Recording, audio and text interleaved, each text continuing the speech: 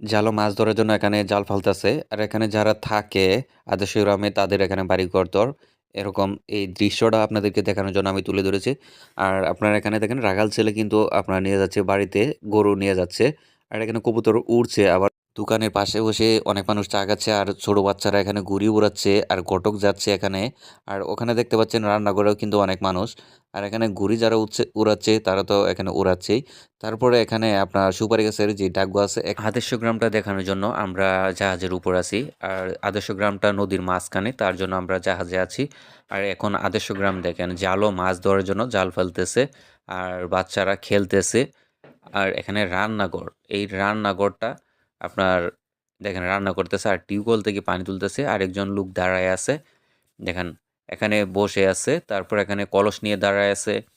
আর এখানে বাচ্চারা খেলতেছে, ধান উড়াচ্ছে, তারপরে মাছ ধরতেছে, গোসল করতেছে।